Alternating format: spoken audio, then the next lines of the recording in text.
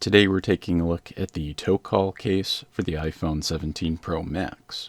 This case is an ultra budget option, so I'm very interested to see what it's like. In terms of the style for this case, it's a single piece or main rear case body design that fits around the iPhone 17 Pro Max. It's made from a polycarbonate and TPU set of materials, and that main backing piece is quite stiff. It gives the case some good overall rigidity, and the TPU bumper material that surrounds the perimeter of the case has that nice bouncy rubber-like quality to it. We definitely want to see that for smartphone cases because that provides excellent protection. Based on the measurements and the way this case is designed, the case will basically snap onto the iPhone body and be relatively snug, which is excellent. It also looks like those bumpers on the sides, top and bottom, are going to extend up past the height of the glass on the Pro Max, which is really good for flat surface drop scenario protection. When you drop your phone on a flat surface, you really want the case taking the brunt of that impact because your glass is definitely not going to survive when you end up smashing it into concrete or asphalt. That's the battle that your case should definitely take on. I like that this case has a cutout for the cameras and the flashlight on the back side.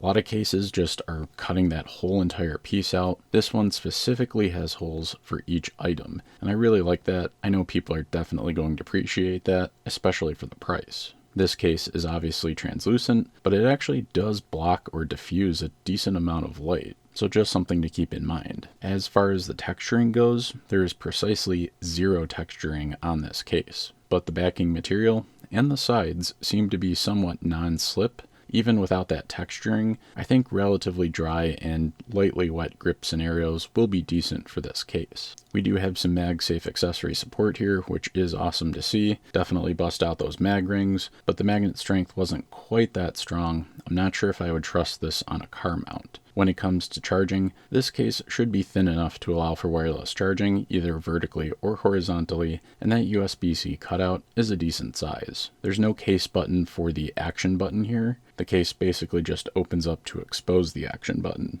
I know a lot of people prefer this to the other button styles, like the ones with the pins, so also something to keep in mind while shopping for a case. If you like the overall design of this case and you're interested in it, you can definitely pick this up in a bunch of different colors. As for the overall package, I'd say this is a really solid budget case for the iPhone 17 Pro Max, and I definitely think this is going to be super popular.